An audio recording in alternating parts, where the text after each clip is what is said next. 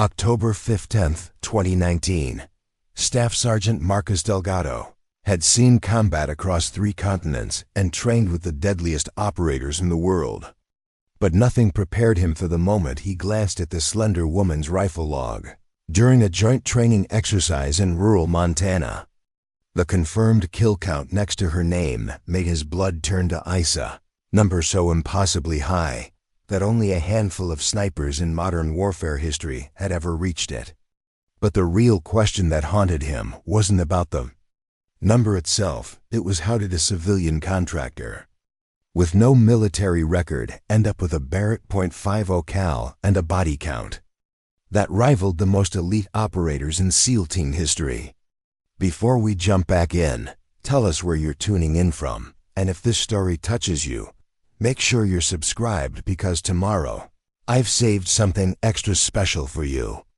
The high desert air of Montana carried that particular kind of silence that only exists in places far removed from civilization. Staff Sergeant Marcus Delgado stepped out of the dusty Ford F-250, his boots hitting the gravel with a crunch that seemed too loud in the stillness. The private shooting range sprawled before him, a former cattle ranch converted into one of the most exclusive long-range precision facilities in the continental United States. Marcus had been to hundreds of training sites. During his 12 years with the Navy SEALs, he'd qualified on ranges from Coronado to Kandahar, from the humid jungles of South America to the frozen wastes above the Arctic Circle.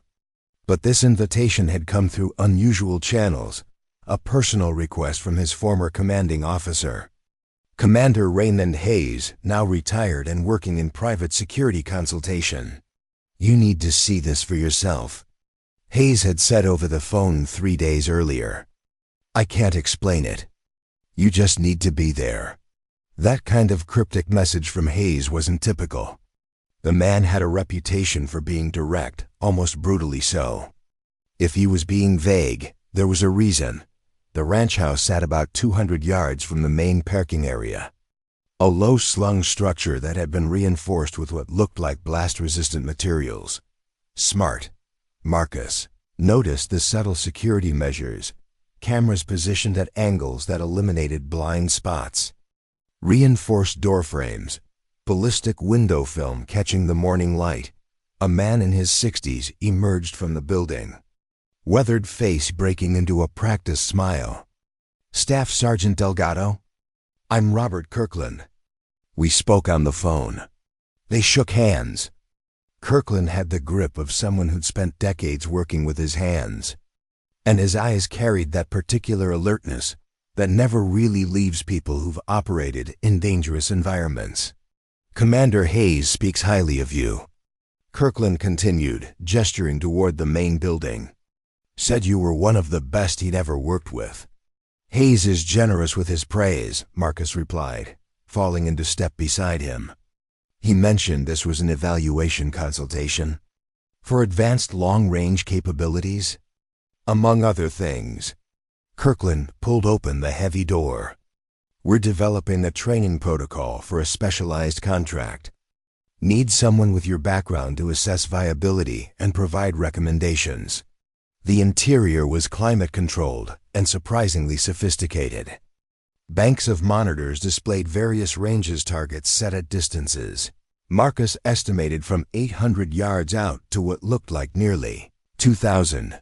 Equipment lockers lined one wall, and through a large window, he could see an observation deck overlooking the primary shooting positions.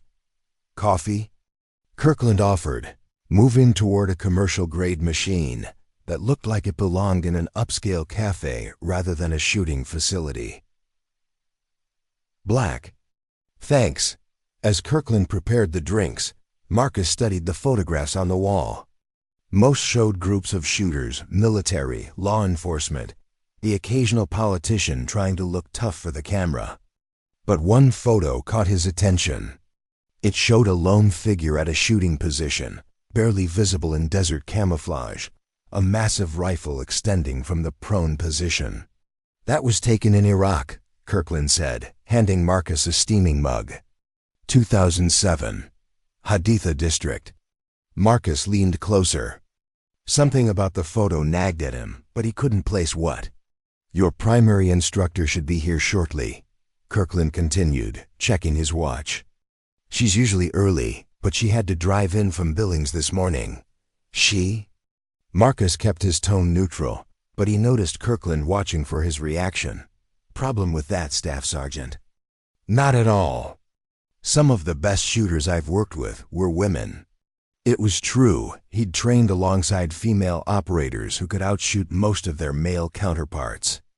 Gender had never been an indicator of capability. In his experience, the sound of tires on gravel drew both their attention to the monitors.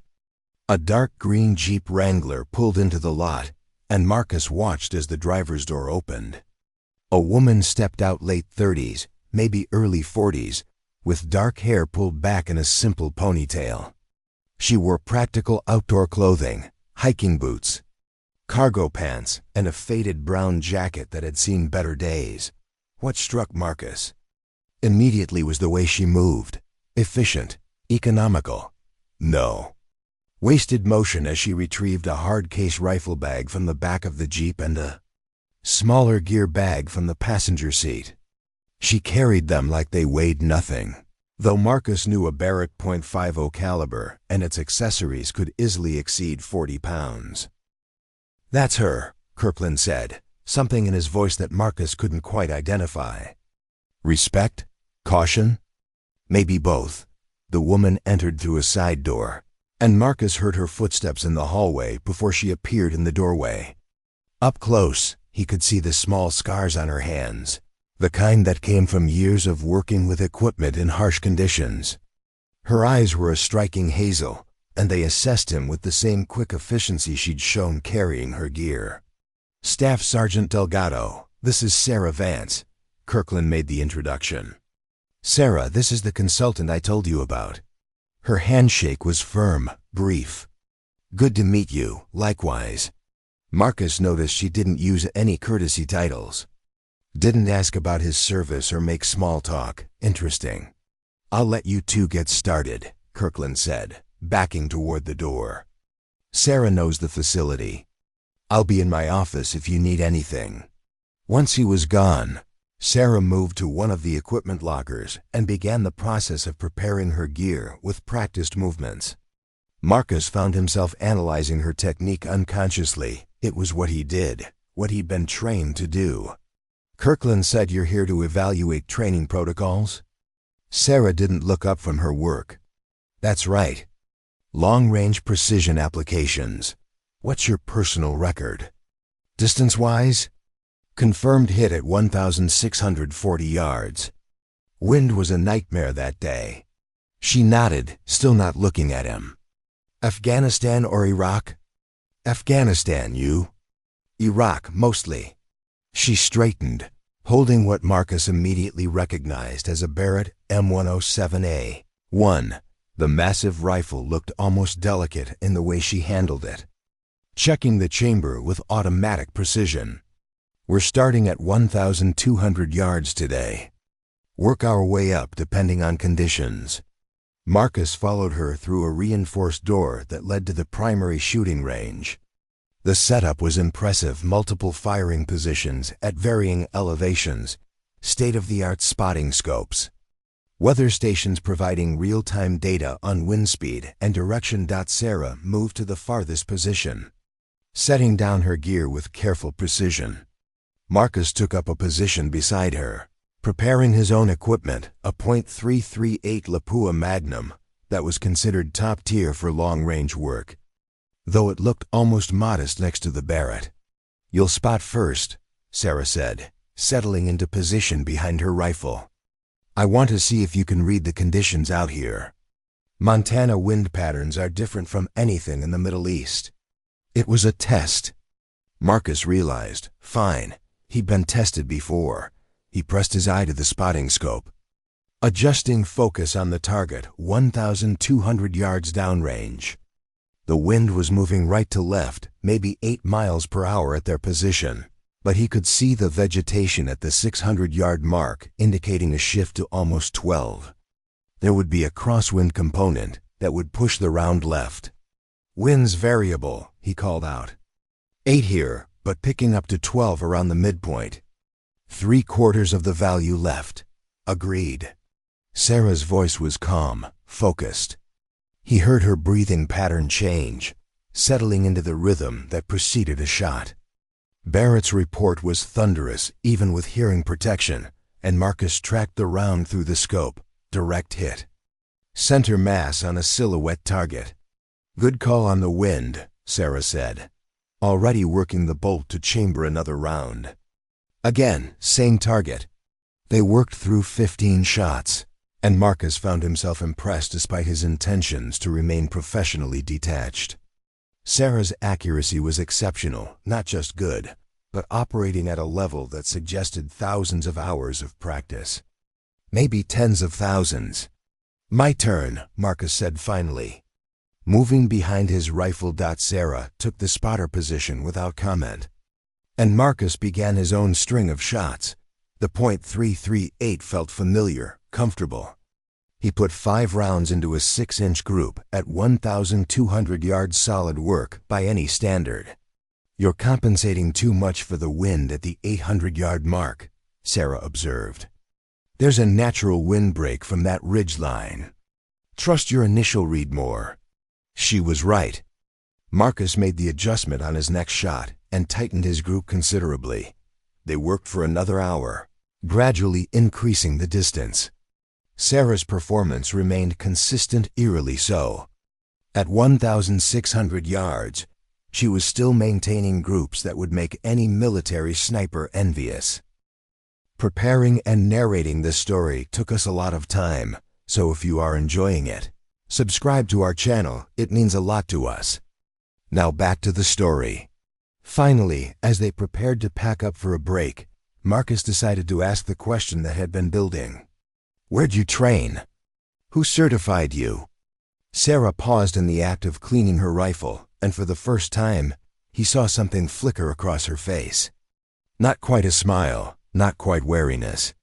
"That's complicated," she said simply. Before Marcus could press further, Kirkland appeared at the range entrance, waving them in. "Let's break for lunch. We can talk about the next phase inside." As they walked back to the main building, Marcus found his mind racing through possibilities. Sarah Vance shot like someone with extensive military training, but something was off. Her techniques were perfect, too perfect.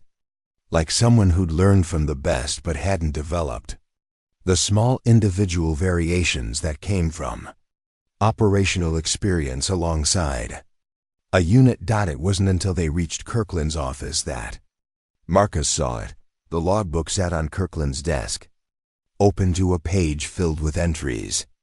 Names, dates, weapons used, distances, conditions. Standard range documentation.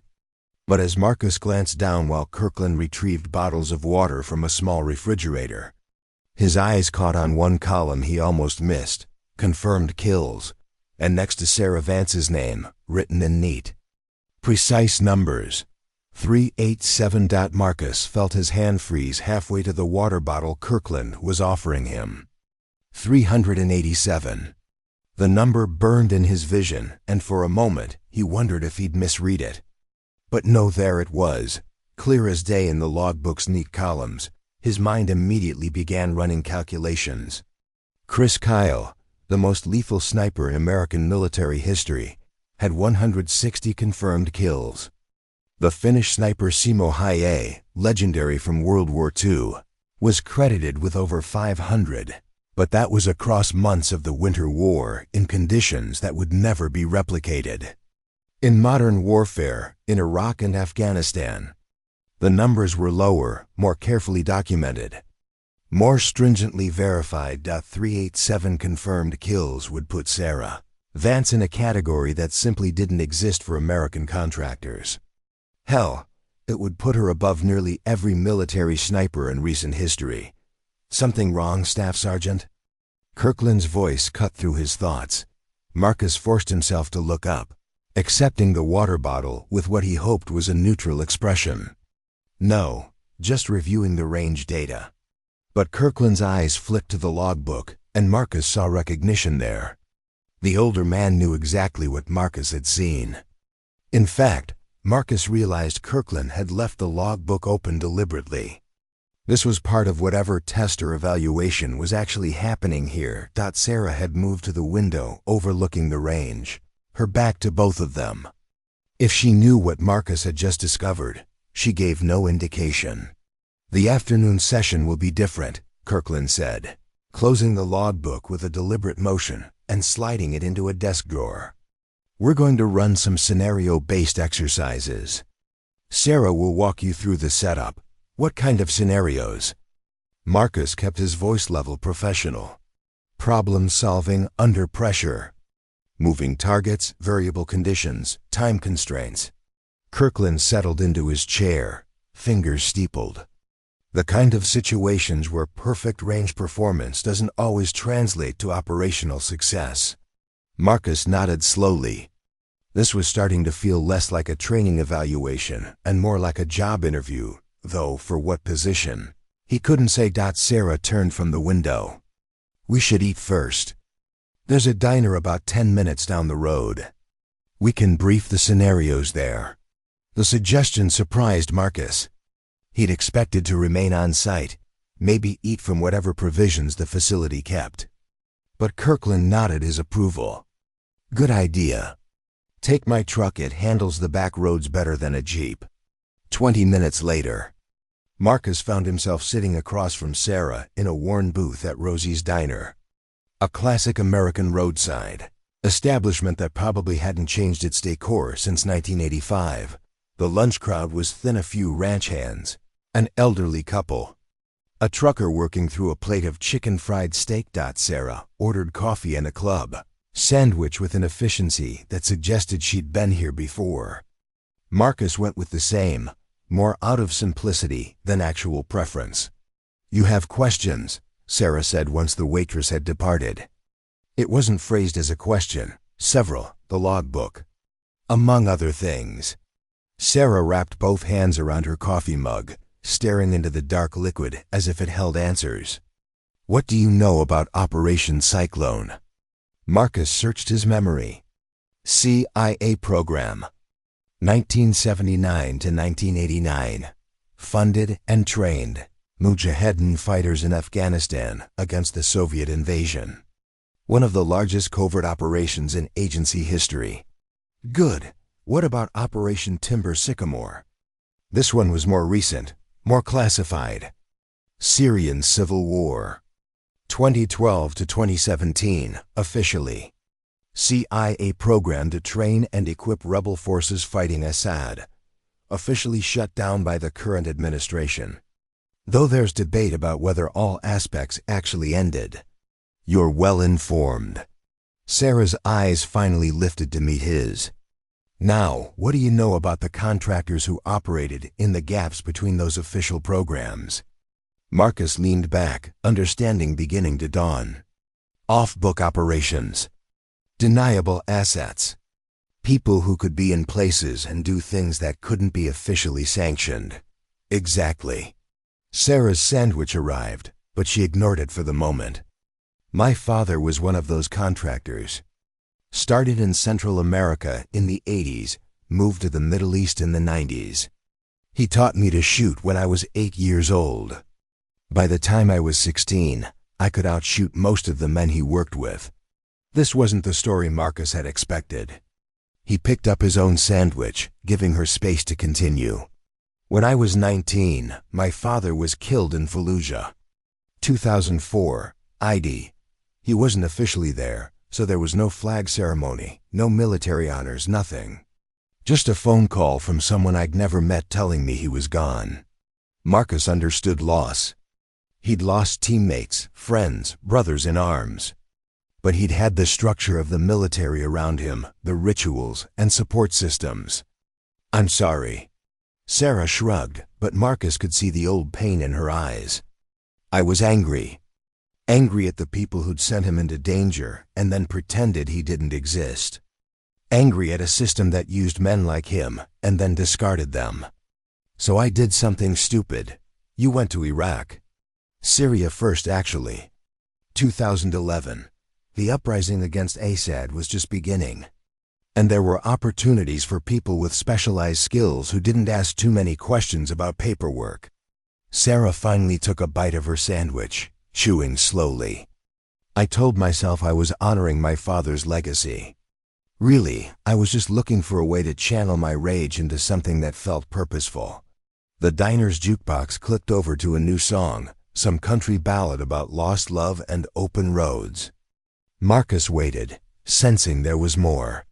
I linked up with a group training Kurdish fighters. YPG People's Protection Units. They were fighting ISIS, and they needed instructors who knew modern tactics.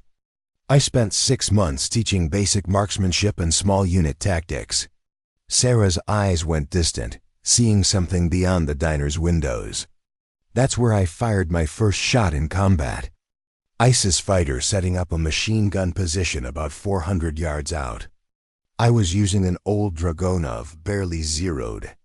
But the shot connected, and the number in the logbook? Built up over 7 years. Syria, Iraq, Libya for a brief period. Sometimes I was training locals, sometimes I was operating directly. The conflicts blurred together after a while. Sarah's voice had gone flat, factual. ISIS was the primary target. They were expanding so rapidly in 2013 and 2014 that there weren't enough coalition forces to contain them. So other resources got deployed, quietly. Marcus processed this carefully. What Sarah was describing existed in a legal and moral gray area that made him deeply uncomfortable. But he'd also seen the intelligence reports from that period. ISIS had been a genuine nightmare, committing atrocities on a scale that demanded action. The Barrett, he said. Where did that come from? A ghost of a smile crossed Sarah's face. Captured it from an ISIS commander in Mosul, 2016. He'd taken it from an Iraqi army position that got overrun. Serial number traced back to a shipment that went missing in 2014, probably sold off by corrupt officers. I cleaned it, zeroed it, and used it for the next 3 years. And the 387 kills? Verified by forward observers, local commanders, sometimes satellite imagery when available. Every number in that book is backed up by documentation. Sarah pulled out her phone, scrolling through photos. She turned the screen toward Marcus. The images showed destruction buildings reduced to rubble, vehicles torn apart, bodies lying in positions that spoke of violent sudden death. But there were also photos of documents. Detailed after-action reports with GPS coordinates, times, dates. Confirmed target identifications. Marcus recognized the format. It was similar to the documentation used by military snipers to confirm kills. But these weren't unofficial letterhead. They came from a dozen different sources in multiple languages. Most of them were ISIS fighters, Sarah continued. Command and control targets primarily. Officers, logistics coordinators, propaganda specialists. High-value individuals whose removal degraded their operational capability. She paused. Some were just fighters. Men setting up ambushes, manning checkpoints where they'd execute civilians, operating artillery that was shelling hospitals. You worked alone? Sometimes. Other times I had a spotter, usually a local who knew the terrain. Toward the end, I was embedded with a Special Operations Task Force, not American, European. They needed someone who could make shots their snipers couldn't or wouldn't take. Marcus sat back, his sandwich forgotten. The picture Sarah was painting was of someone who'd operated in the darkest corners of modern conflict, doing work that nations needed done, but couldn't officially acknowledge. It explained the skill level he'd witnessed that morning. This wasn't someone who'd learned to shoot on military ranges with structured training. This was someone who'd refined their craft in actual combat over thousands of engagements. Why come back? He asked, why stop? Sarah's expression hardened. Because I looked in the mirror one day and didn't recognize the person looking back. Because I'd spent so long killing that I'd forgotten what it felt like to build something. Because ... She trailed off, then seemed to make a decision. Because I took a shot I shouldn't have taken, and an innocent person died because of it. The admission hung in the air between them. Marcus knew that feeling, the weight of a mistake that couldn't be undone, the knowledge that you'd crossed a line you couldn't uncross. Collateral damage happens in combat, he said quietly. It's a terrible reality, but this wasn't combat, Sarah interrupted. This was me being so focused on a target that I didn't do proper reconnaissance. Didn't verify the environment. A kid walked into my line of fire at the moment I pulled the trigger. 7 years old. Wrong place, wrong time, and I killed him because I was too eager to take the shot. Marcus felt something twist in his chest. He'd seen children caught in crossfire, killed by IEDs or artillery or 1,000 other ways that war found to destroy innocents. But he'd never been directly responsible for one of those deaths. That was 2 years ago, Sarah continued. I left Syria the next day, came back to the States, and I've been trying to figure out what comes next ever since. Kirkland knew my father, helped me get set up here in Montana. The shooting keeps my skills sharp, but I'm not going back to that life. Then why am I here? What's the evaluation actually for? Sarah met his eyes directly. Because Kirkland has a contract offer. Something domestic protective services for high-value individuals. He wants a team of elite shooters who can provide counter-sniper coverage, long-range security, threat assessment. He asked me to lead the training program. And you need my assessment of whether that's viable. No. Sarah shook her head. He needs your assessment of whether I'm stable enough to be trusted with that responsibility. Whether someone with my background can transition into legitimate private security work, or whether I'm too damaged to be reliable. The honesty of it caught Marcus off guard. He'd been evaluated dozens of times over his career, but never by someone so direct about what was being assessed. What do you think? He asked. I think I'm good at one thing, killing people at long range. I think I've done it so many times that it doesn't affect me the way it should anymore. And I think that makes me either the perfect person for a security role or exactly the wrong person, depending on your perspective. Marcus considered his next words carefully. The fact that you're aware of that concern, the fact that you walked away after the incident in Syria, those suggest someone capable of self-reflection and moral boundaries. A lot of operators I've known wouldn't have stopped. They'd have rationalized it and kept going. Is that your professional assessment? It's an observation. My professional assessment will come after the afternoon scenarios. Marcus picked up his sandwich again, surprised to find he'd regained his appetite. But I'll tell you this, the number in that logbook doesn't scare me. What would scare me is someone with that number who didn't show any recognition of what it meant. Sarah nodded slowly. Fair enough. They finished their meal in relative silence, the conversation having exhausted the easy topics. As they walked back to Kirkland's truck, Marcus found himself viewing Sarah Vance through an entirely different lens. She wasn't just an exceptionally skilled shooter. She was a combat veteran of conflicts most Americans didn't even know existed, carrying psychological scars from work that could never be officially acknowledged. The drive back to the range gave Marcus time to think.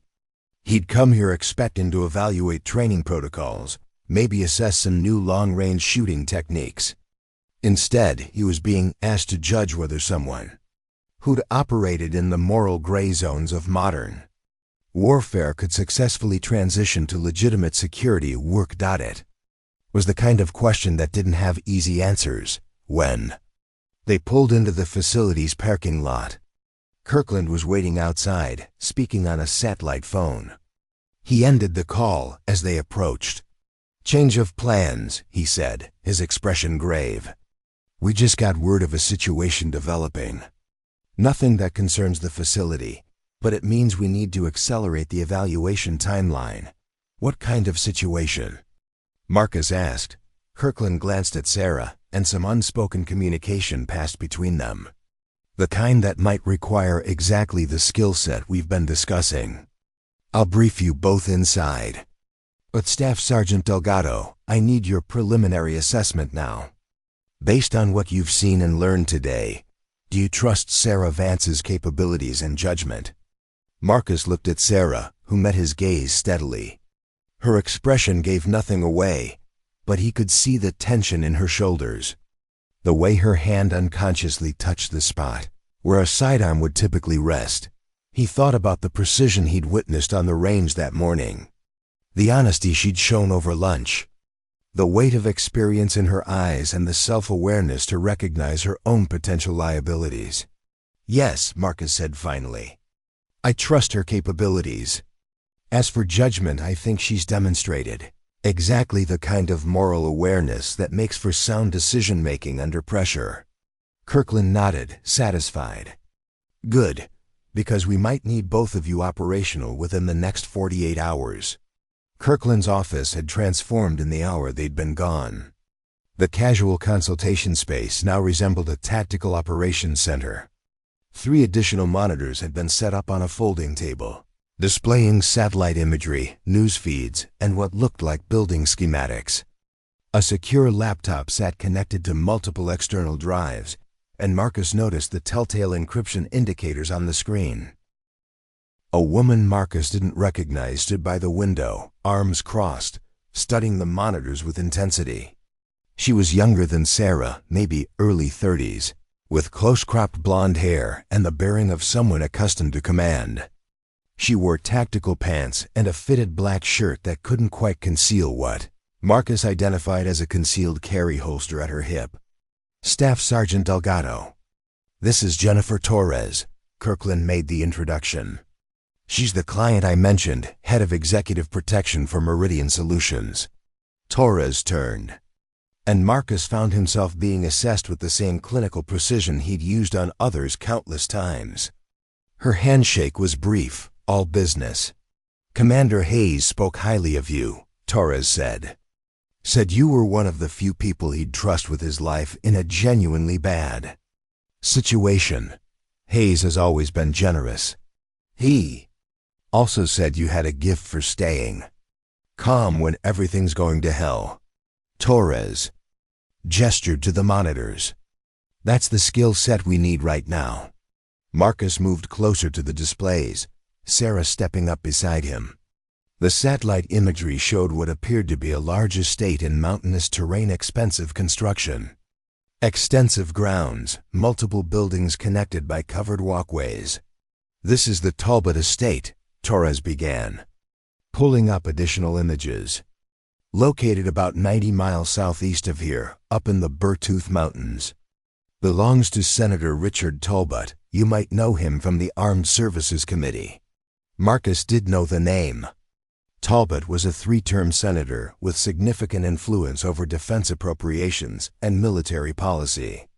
He was also known for controversial positions on private military contractors and had made enemies in certain circles. Senator Talbot received a credible death threat 48 hours ago. Torres continued, switching to a document feed. Initially dismissed as the usual crackpot material that public figures get regularly. But this morning, our intelligence analysis team identified markers suggesting it might be legitimate. What kind of markers? Sarah asked, her voice sharp with professional interest. Torres pulled up an image of a handwritten letter. The threat was delivered through unusual channels left in a book that the senator's wife purchased at a charity auction in Billings 3 weeks ago. The book itself was a donation from an estate sale, completely untraceable. But the message demonstrated knowledge of the senator's schedule that shouldn't be publicly available. Specifically, it referenced a private medical appointment he has scheduled for tomorrow afternoon at a clinic in Red Lodge. Marcus studied the letter. The handwriting was precise, almost mechanical in its uniformity. The message itself was chillingly direct. Your votes have consequences. Your sins will find you in the mountains. Tomorrow you'll understand what it means to be targeted. Could be someone with inside access, Marcus observed. Staff member, maybe someone in his security detail. We've considered that, Torres said. Background checks are underway on everyone with access to his calendar. But there's another factor. She pulled up a new image of photograph, taken from what looked like a traffic camera. This was captured 2 days ago on Highway 212, about 15 miles from the Talbot estate. The image showed a dark blue van, unremarkable except for one detail that made Marcus's blood run cold.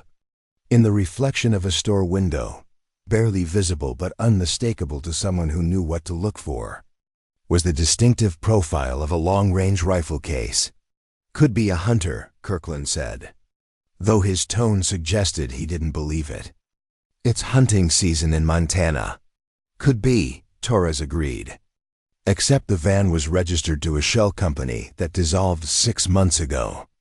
License plates are registered to a vehicle that was reported scrapped in 2019, and the driver, she zoomed in on a grainy image of the person behind the wheel, matches the description of a suspect in 2 previous incidents involving threats against government officials. Sarah leaned in closer. Who is he?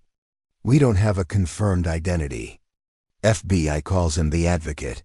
He's believed to be responsible for at least 3 assassination attempts on public figures over the past 5 years. 2 succeeded, a state legislator in Oregon, a federal judge in Colorado.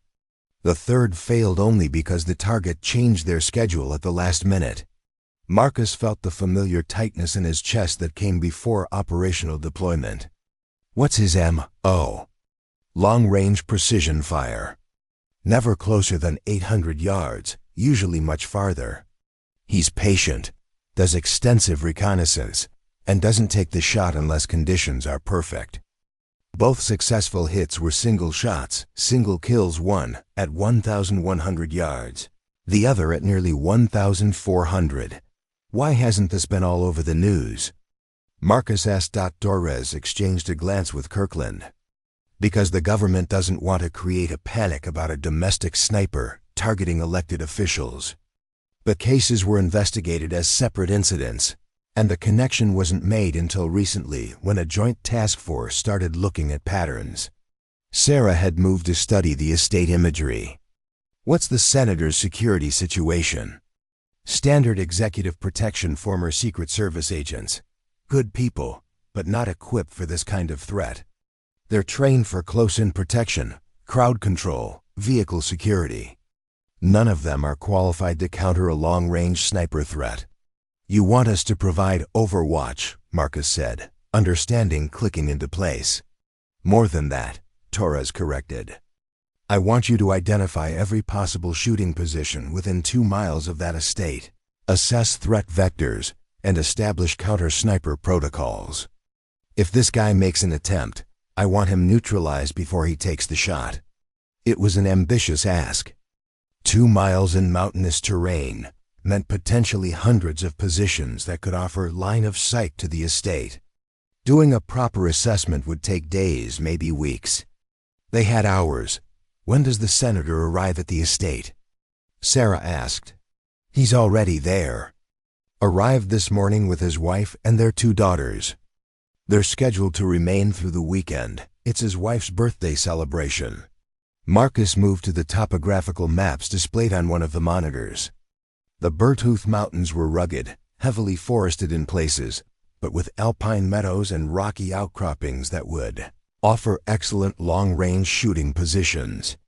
The estate itself sat in a valley with higher ground on 3 sides, a defensive nightmare. This is a bad location for protection, he said bluntly. Too much high ground, too many angles of approach. If I were planning this hit, I'd have a dozen options. Which is exactly why I need people who think like snipers, Torres said. The senator refuses to leave. Says he won't be intimidated out of celebrating his wife's birthday. So we work with what we have. Sarah had pulled out her phone and was studying the terrain imagery with professional focus. The medical appointment in Red Lodge, is he still planning to keep it? He insists on it. It's a routine follow-up for a minor procedure, but he's adamant about maintaining his schedule. The clinic is about 30 minutes from the estate, which means ground transport through mountain roads. That's where I'd take the shot, Sarah said immediately. Why risk a shot at the estate with security present when you can hit a moving vehicle on a predictable route? There are probably half a dozen spots along that road where you could set up with perfect elevation and clear line of sight. Marcus nodded agreement, especially if he knows the target's schedule.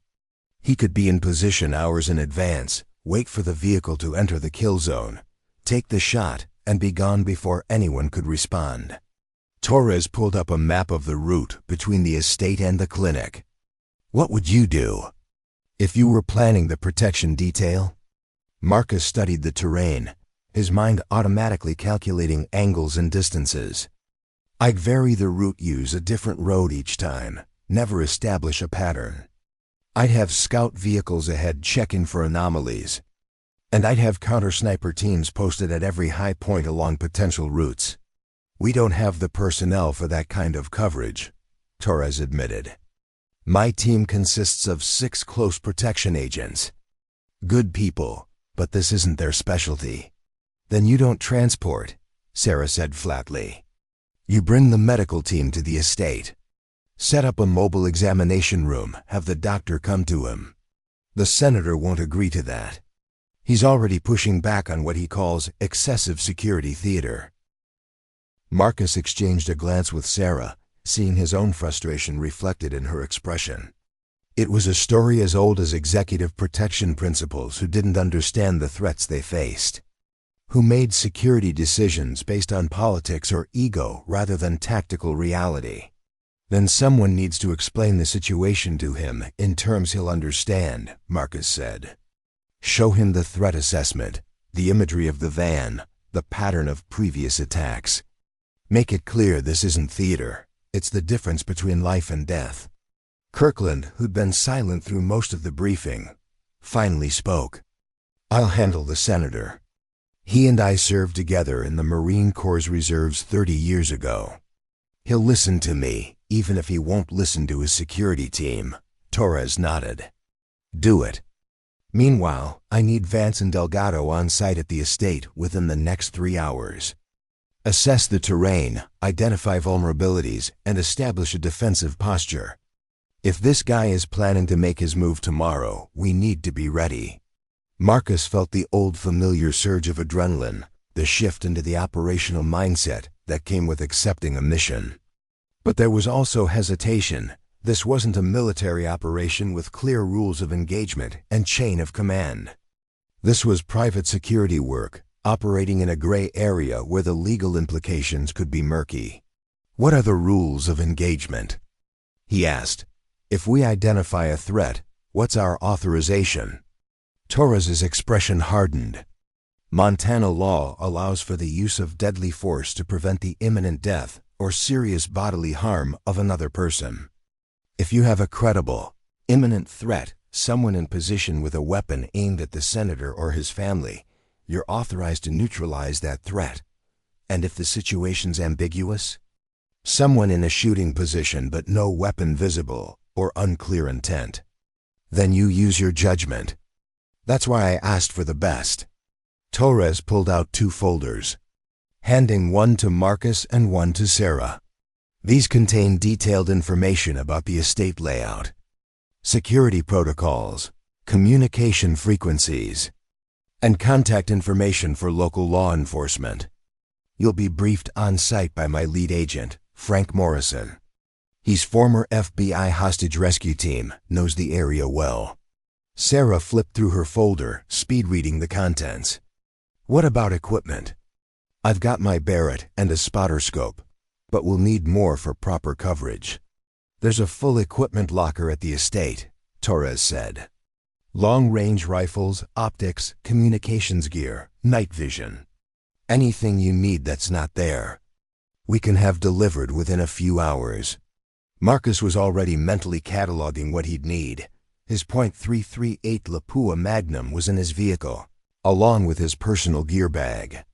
But for this kind of operation, they'd need redundancy backup weapons, multiple observation posts, coordinated communication. We'll need at least 2 additional qualified observers, he said. People who can hold positions for extended periods and identify threats at range. I can pull 2 agents from the close protection detail, Torres offered. They're not sniper qualified, but they're competent with rifles and have good fieldcraft. It wasn't ideal, but Marcus had worked with less. That'll have to do. What about air support? Helicopter for rapid response or evacuation. There's a helipad at the estate. I have a bird on standby in Billings, can be airborne in 15 minutes, at the estate in 30. Sarah had moved back to the satellite imagery, tracing possible approach routes with her finger. The North Ridge is the biggest concern. Elevation advantage, multiple shooting positions, and it overlooks both the main house and the route to the helipad. If I were planning this, that's where I'd set up. Marcus agreed.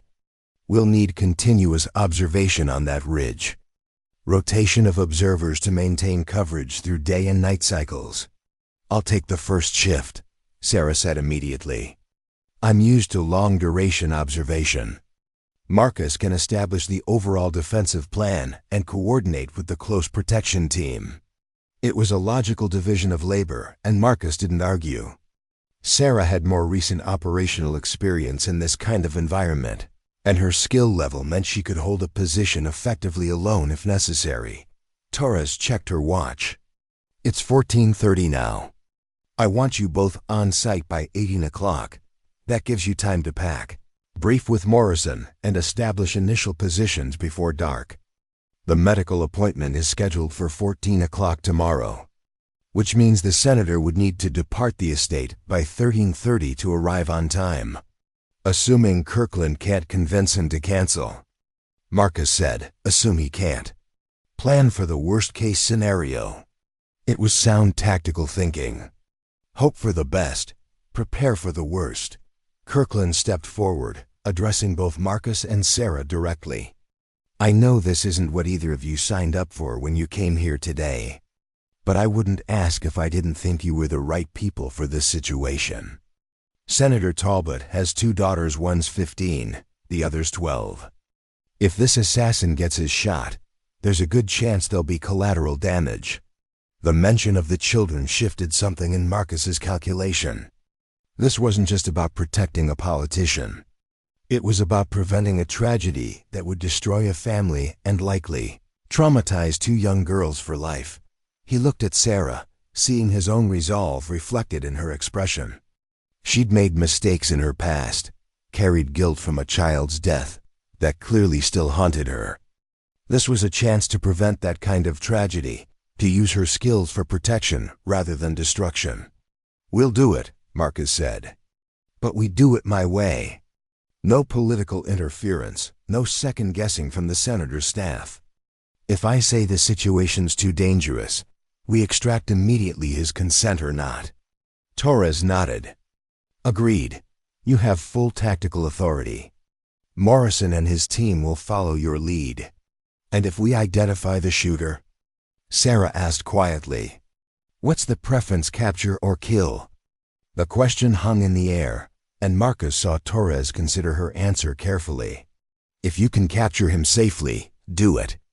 The FBI wants him for multiple federal charges, and he might have information about other planned attacks. But she paused, meeting Sarah's eyes directly. If it's a choice between his life and the senator's family, you know what the answer is. Sarah nodded once. Accepting the weight of that authorization, Kirkland handed them each a key card. These will get you through the estate's security gates. Morrison is expecting you. There are secure phones in your folders. They're encrypted and connected to our tactical network. Marcus pocketed the key card and phone, his mind already racing ahead to the operational challenges they'd face. 3 hours to prepare for a counter-sniper operation in unfamiliar terrain against an opponent who'd successfully executed multiple assassinations. It was the kind of timeline that would make any operator nervous, but as he glanced at Sarah, he saw only calm focus. Whatever demon she carried from her past, in this moment she was purely professional, a weapon pointed at a worthy target. "One more thing," Torres said as they prepared to leave. "The media can't know about this. If word gets out that there's a credible assassination threat, it creates panic and potentially warns the shooter that we're onto him. So maintain low profiles. Use the cover story that you're additional security for the birthday celebration." "Understood," Marcus said. They left Kirkland's office together, the afternoon sun hitting them with unexpected warmth after the air-conditioned interior. Marcus's truck sat next to Sarah's Jeep in the parking lot. "I'll meet you there," Sarah said, moving toward her vehicle. "I need to grab some additional gear from my place." "Sarah," Marcus called, and she paused. "That number in the logbook, 387. You said they were all verified, all documented." "They were." "Good. Because tomorrow, if things go the way I think they might, that number might change. And I need to know you're ready for that." Sarah's expression didn't change, but something flickered in her eyes, old pain mixing with new resolve. "I walked away from that life because I killed someone who didn't deserve it. But if I have the shot tomorrow, and the target is someone trying to murder a family, I won't hesitate." Marcus believed her. "See you at the estate."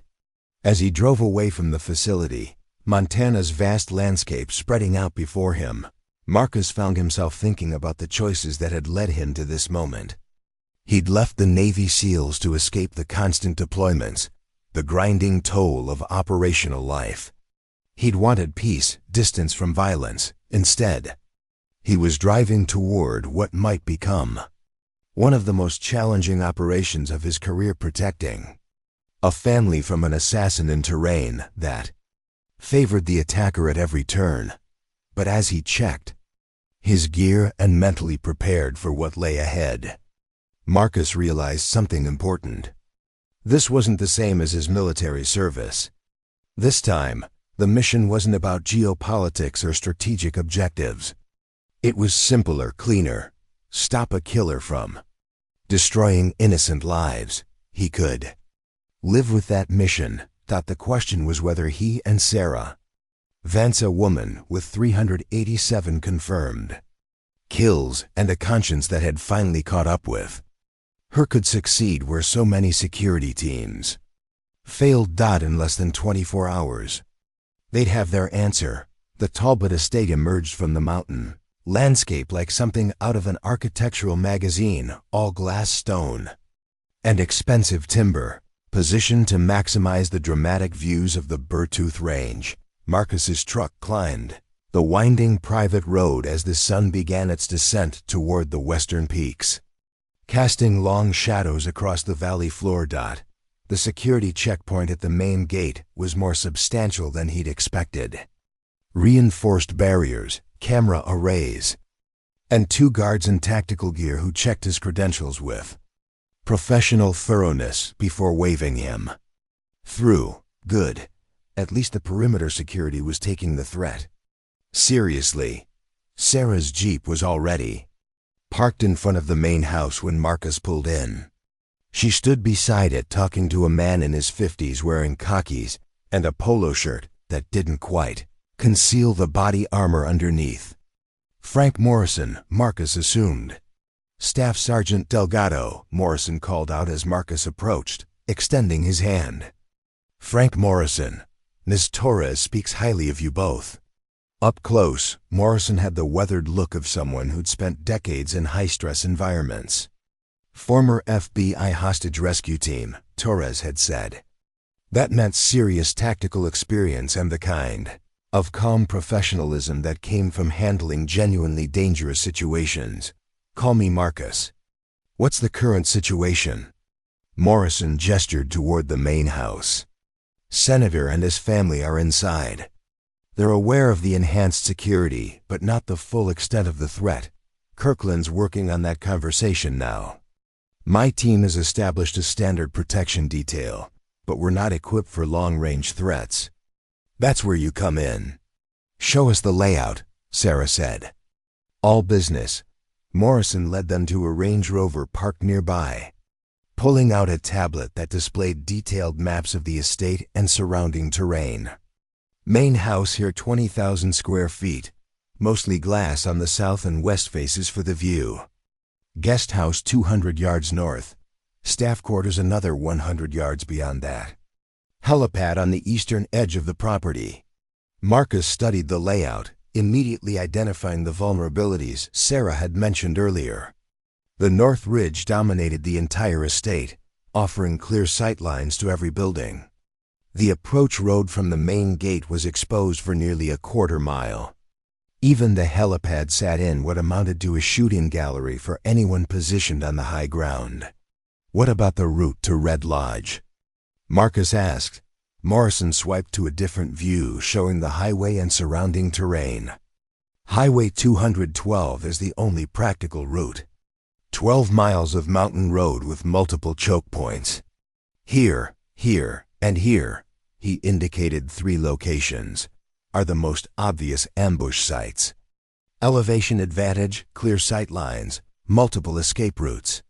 Sarah zoomed in on the northernmost position. This one overlooks a hairpin turn, forces the vehicle to slow down, and there's a logging road that connects to a network of Forest Service trails. Shooter could be in position and gone before anyone responded. That's my assessment too, Morrison agreed. I've recommended canceling the medical appointment entirely, but the senator's being stubborn. Where's Kirkland now? Marcus asked. In the study with the senator. Been in there for 20 minutes. Morrison checked his watch. We should have an answer soon about whether the appointment stands. As if on cue, a door opened on the house's main level, and Kirkland emerged with a man Marcus recognized from news coverage, Senator Richard Talbot. Mid-60s, silver hair, carrying himself with the confidence of someone accustomed to authority. His expression was troubled but resolved. They approached the group, and Talbot's eyes swept over Marcus and Sarah with clear assessment. Mr. Kirkland tells me you're the best in the business for this kind of threat, Talbot said without preamble. Former Navy SEAL and ... He paused, looking at Sarah. Someone with extensive field experience in hostile environments. That's accurate, Marcus replied. He also tells me there's a legitimate chance someone's planning to kill me tomorrow, and that my insistence on keeping my medical appointment is tactically unsound.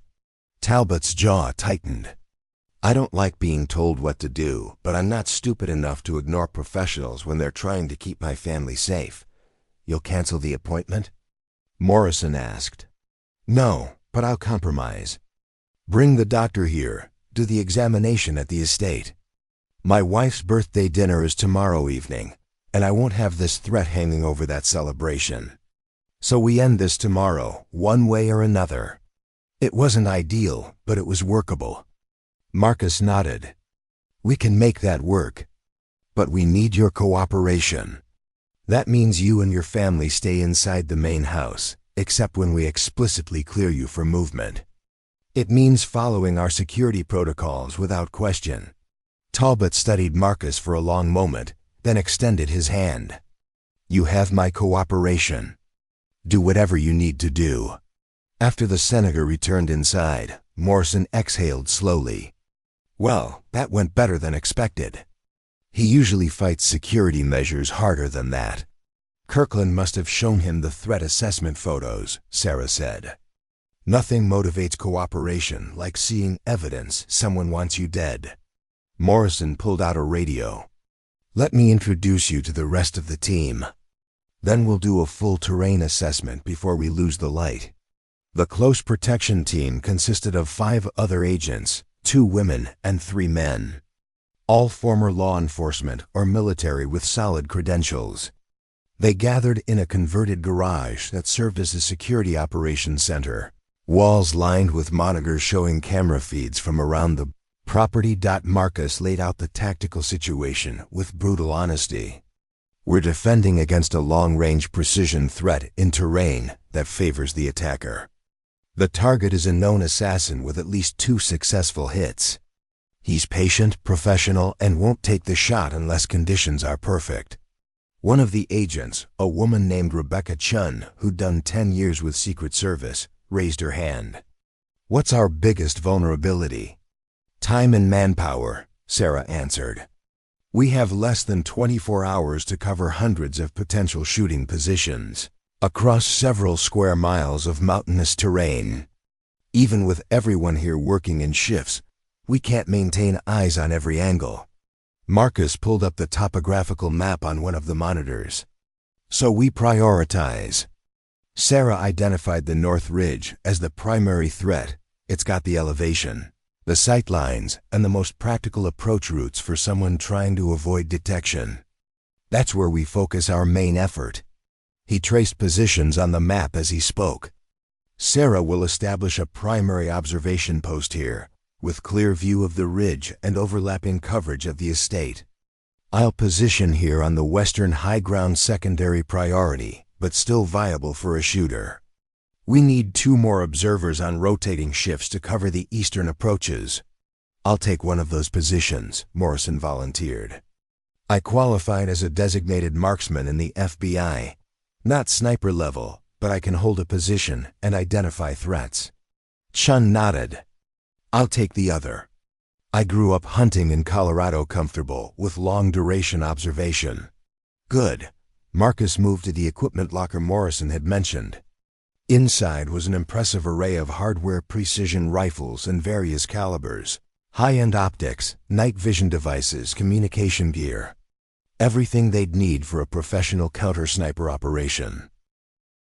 Sarah selected a .300 Winchester Magnum with a premium scope, checking the weapon with practiced efficiency. "This'll work for the secondary position. I'll keep my Barrett for the North Ridge if the shot needs to be taken at extreme range. That's the tool for the job." Marcus chose a .308 with a suppressor and thermal optic for his position. The thermal would be critical for identifying threats during low-light conditions, and the suppressor would help conceal his position if he needed to take a shot.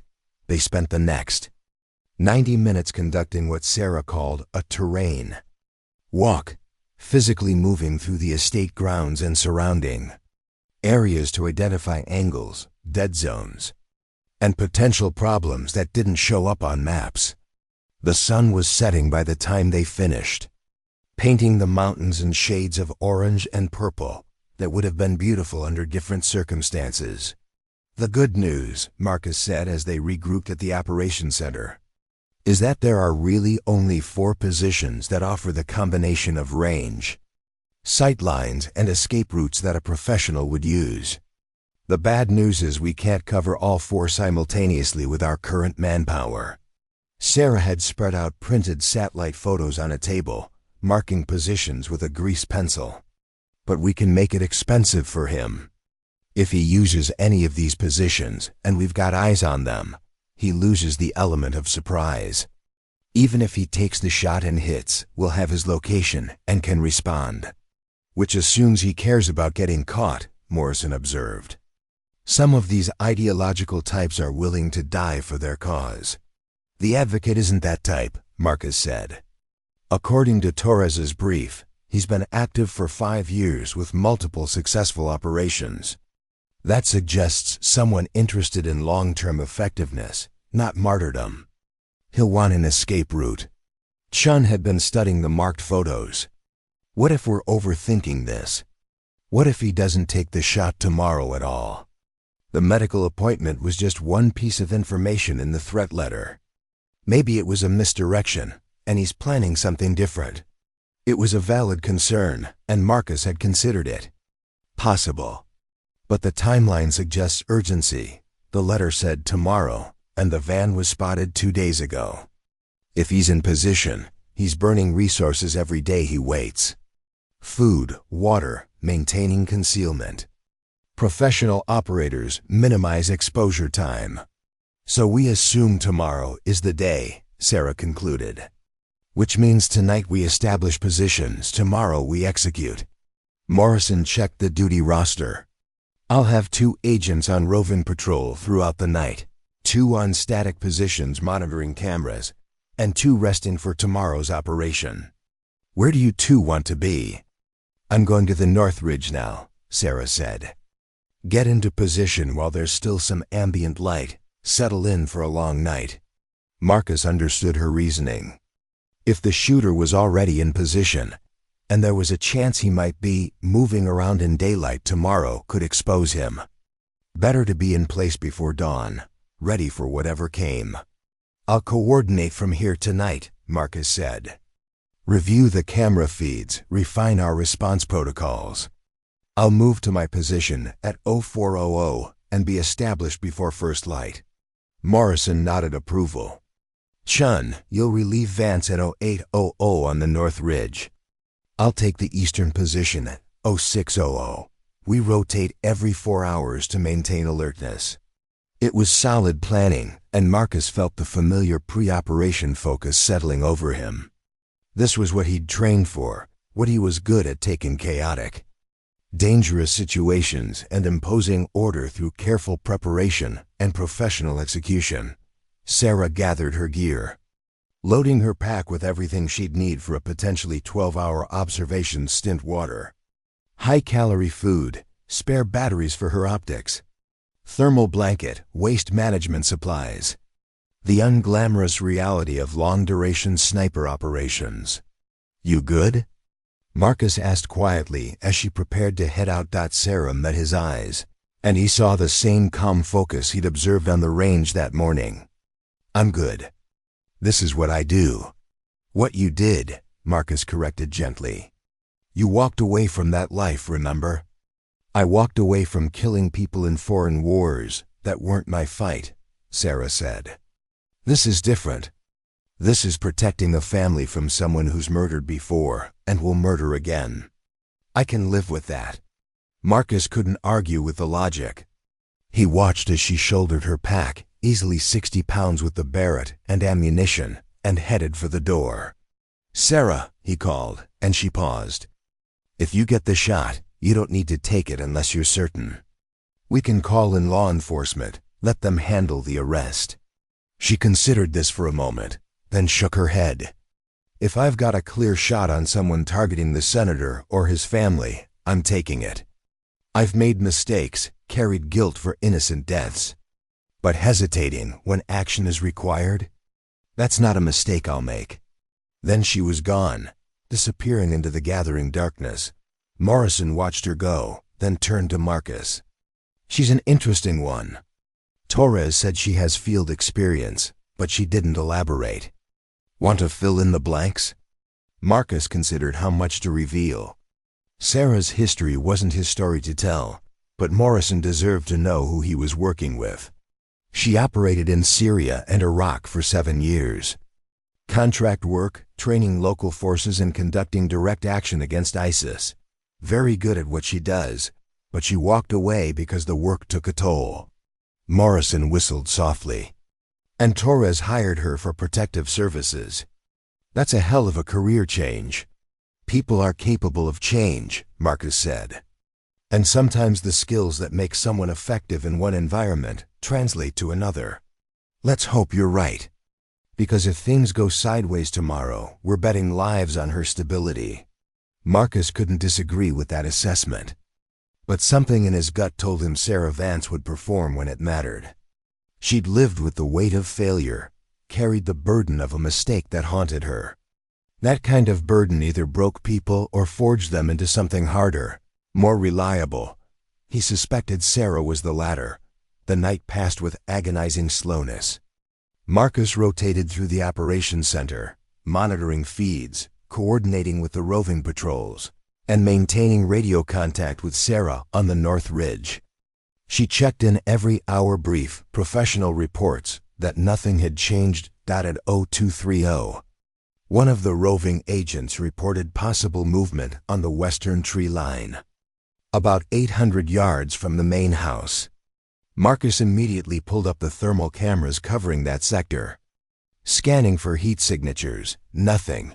Either it had been an animal, or whoever was out there knew how to defeat thermal detection. Sarah, you see anything on the North Ridge? Marcus asked over the radio.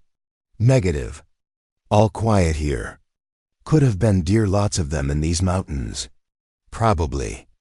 But Marcus logged the incident anyway, marking the location for additional observation in the morning. At 0400, he gathered his own gear and prepared to move to his position. Morrison had taken over coordination duties, and the team was executing their rotations smoothly.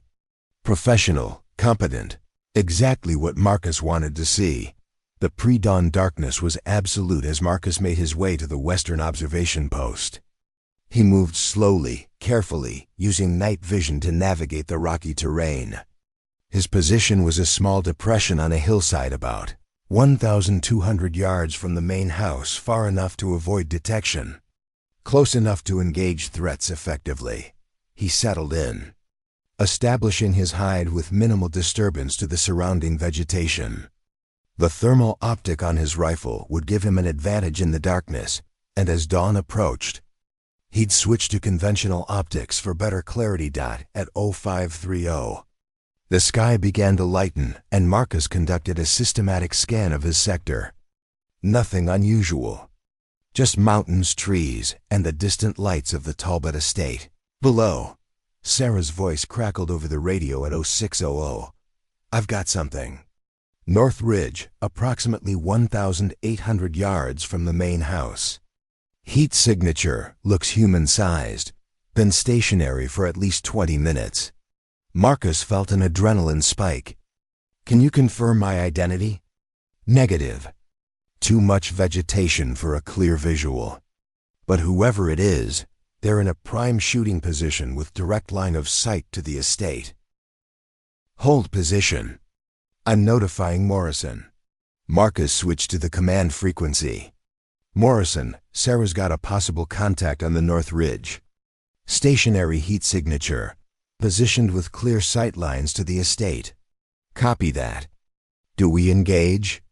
It was the critical question.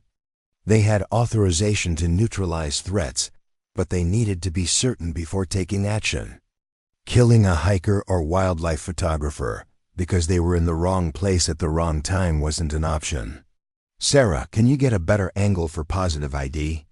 Marcus asked. "Affirmative. Moving to secondary position now. Give me 5 minutes." Those 5 minutes stretched like hours.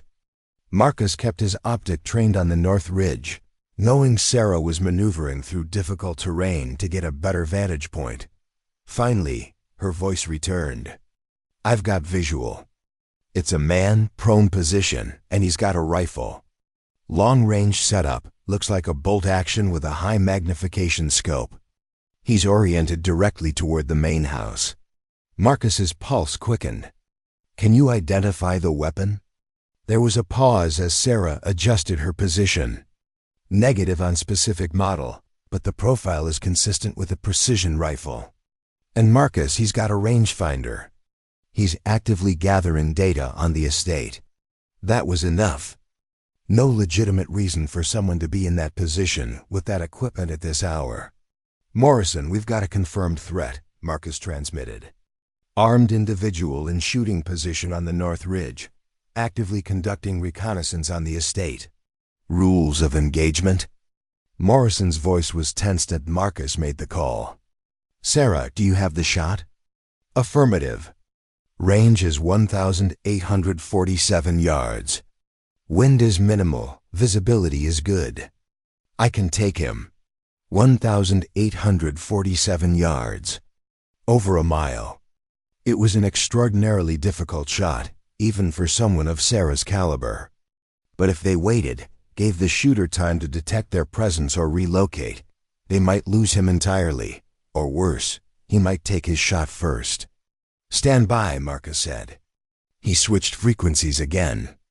"Morrison, what's the senator's location?" "Still in the main house, 2nd floor. Family is with him. If the shooter was ranging the estate, he might be preparing for a shot through one of those massive glass windows. The senator could be in his crosshairs right now." Marcus made his decision. "Sarah, you are authorized to engage. Confirm target and take the shot."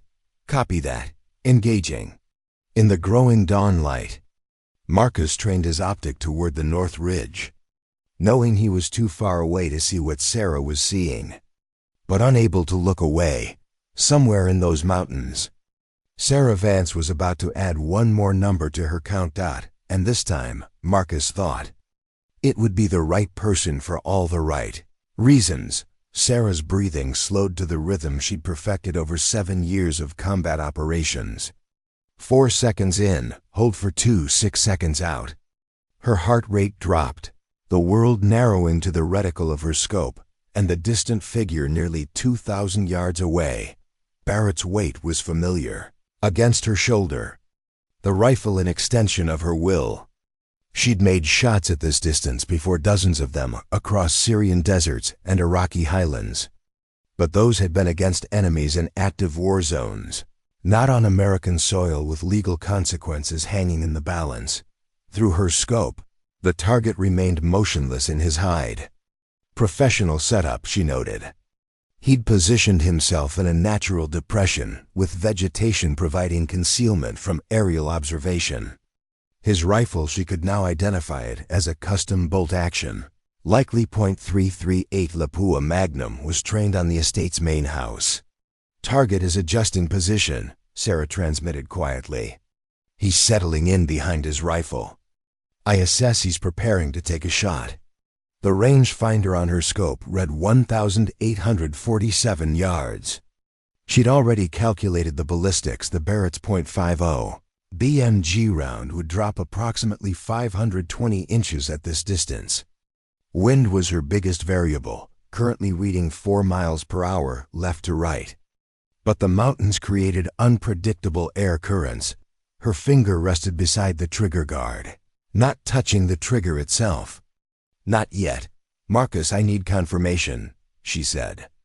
If I take this shot and I'm wrong, if he's not the assassin, we've killed an innocent person. There was a pause, and Sarah could imagine Marcus weighing the same factors she was. The rifle, the position, the rangefinder, the timing, all circumstantial. Damning when combined, but not absolute proof. Sarah, Marcus's voice came through with absolute certainty. I trust your assessment. If you see a threat, it's a threat. The validation settled something in Sarah's chest. She shifted her focus back to the scope, making final adjustments for distance and wind. The morning light was improving, giving her a clearer picture of her target.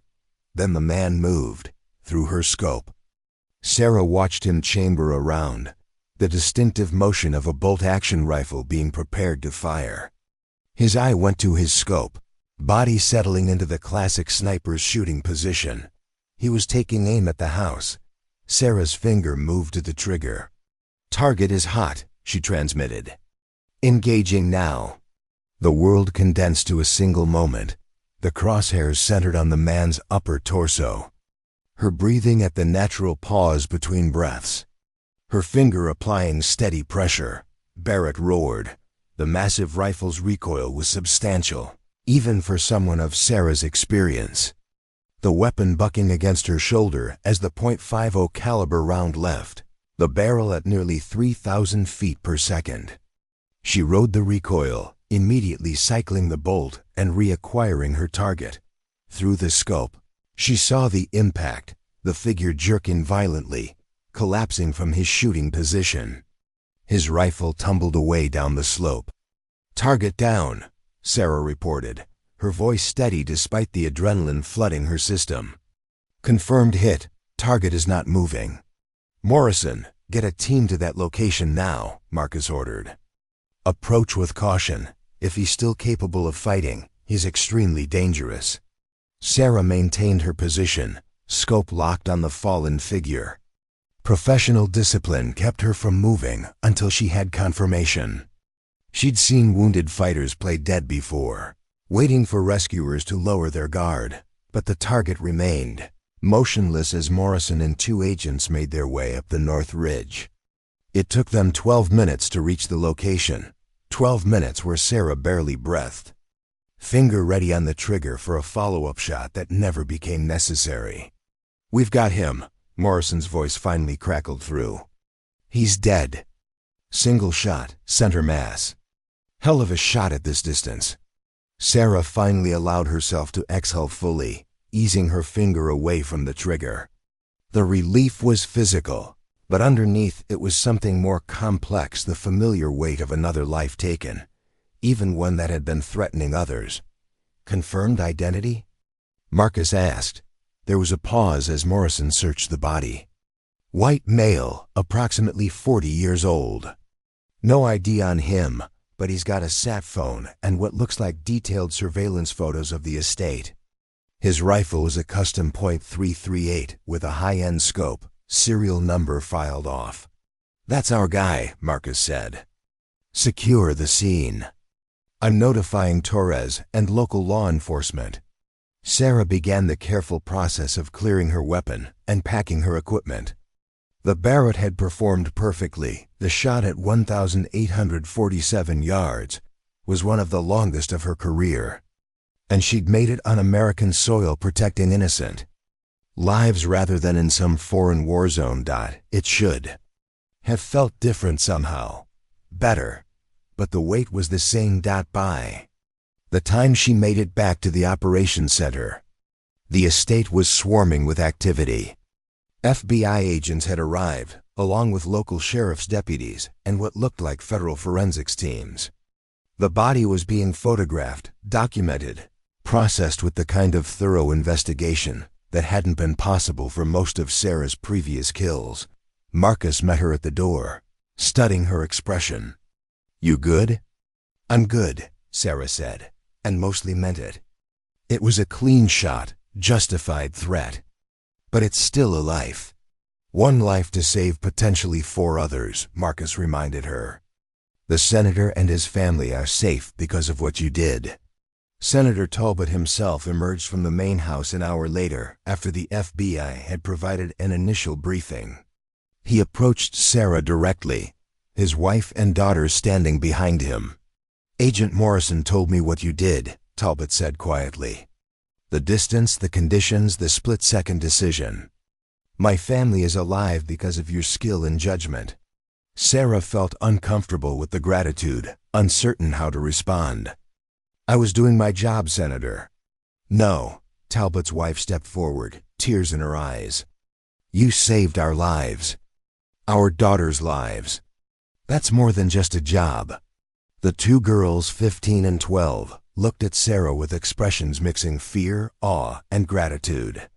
They'd been hours away from potential tragedy, and they knew it.